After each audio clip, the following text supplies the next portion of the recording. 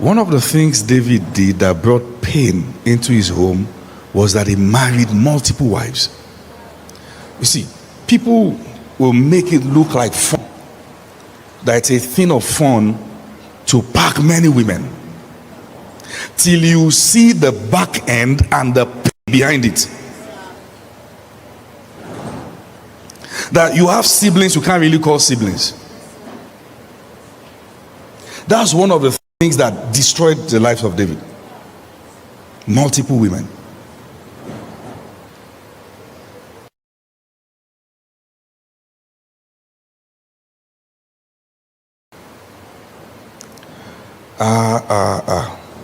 We are coming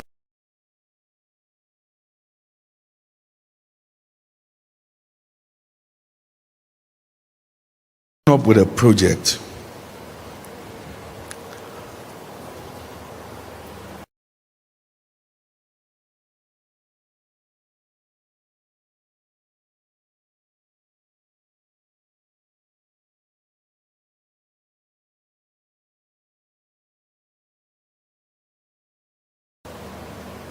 Don't let's put it out so that we don't inform the enemy.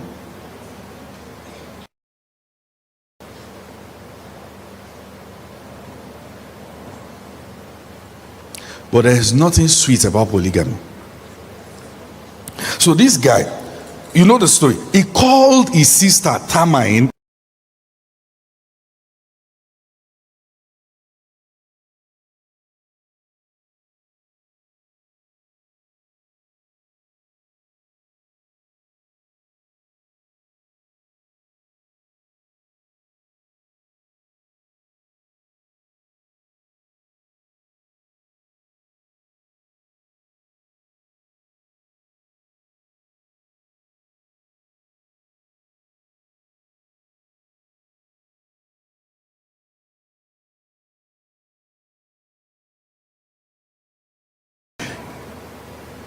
He raped her. The moment he was done raping her, look at what.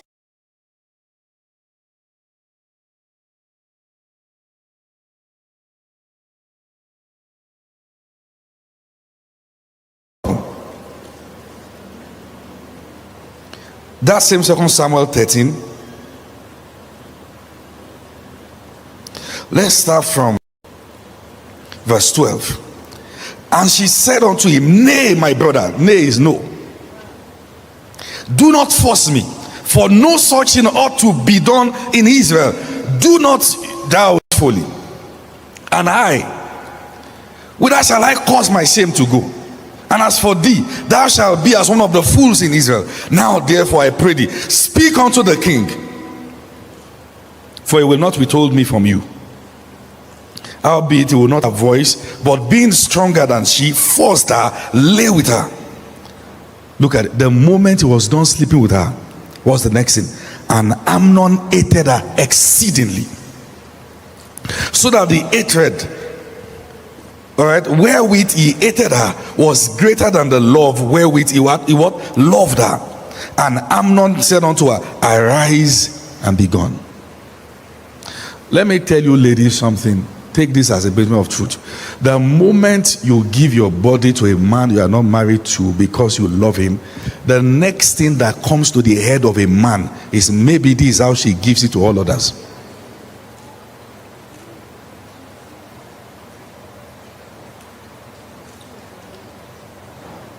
But men won't tell you.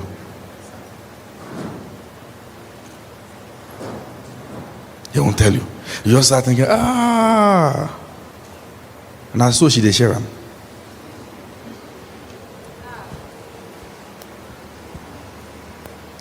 Sorry, guys.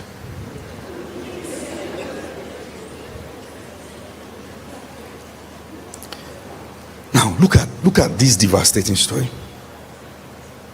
When he was not raping, he sent her away, so that the girl now put on ashes and sackcloth, and the daughter of the king was on the street. Look at verse 20. And Absalom,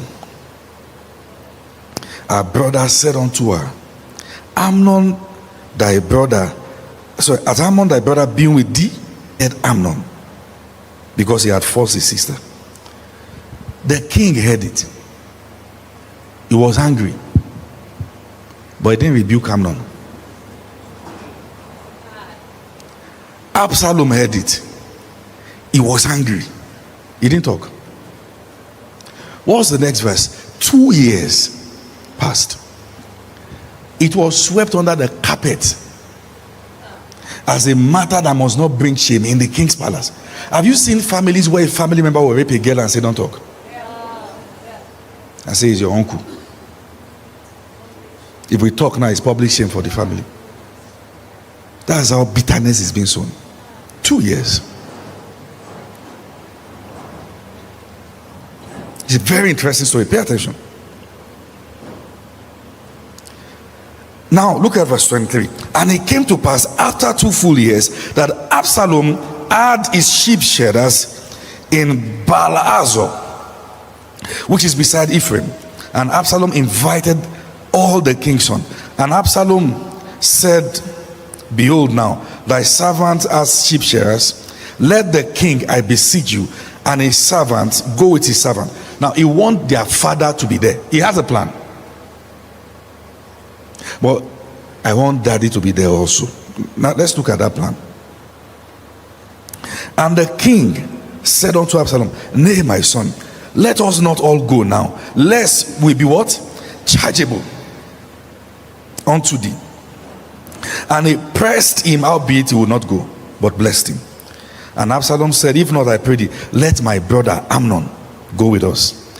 And the king said unto him, why should he go with thee? And Absalom pressed him, and he let Amnon go. Is that in your Bible? Okay. And he let Amnon and all the king's sons go with him. And Absalom now commanded. He said, mark, the moment Amnon's heart is merry with wine, and when I say to you, smite Amnon, then kill him, fear not, for I have commanded. Have I not commanded you? Be courageous and be what? Valiant. He wanted to kill that boy, but my father, who has refused to address the evil in this house, I want him to be there too when his blood will be spilled. Just write it in capital letter in your note. The culture of silence. I'm going to deal with that. 2 years. And look at it. What kind of a person is Amnon? You raped somebody's sister. The father didn't call you. You are not shivering. She has an elder brother who is a man of war. He didn't ask you, and you are not afraid. And now he called you to a party.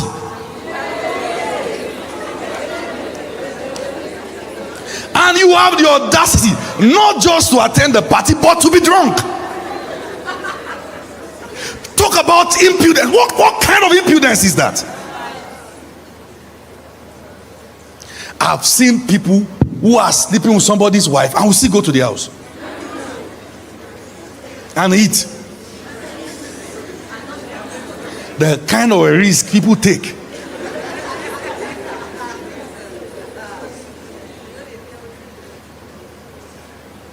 Absalom had kept it in his heart. I will kill you. To where they were eating and all those things. In verse 29.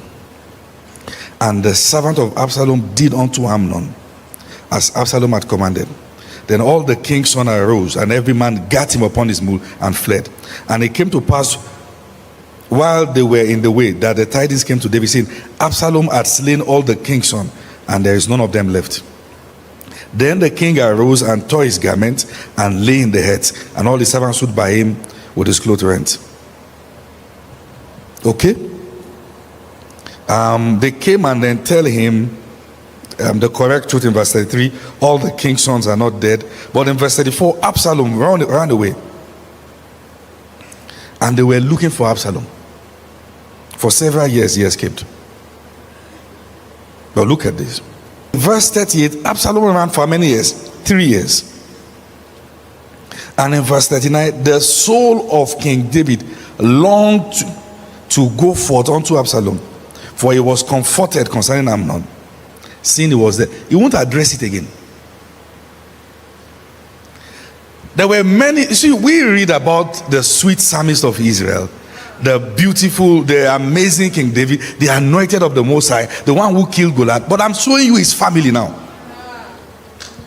It was a home of pain and what? Bitterness.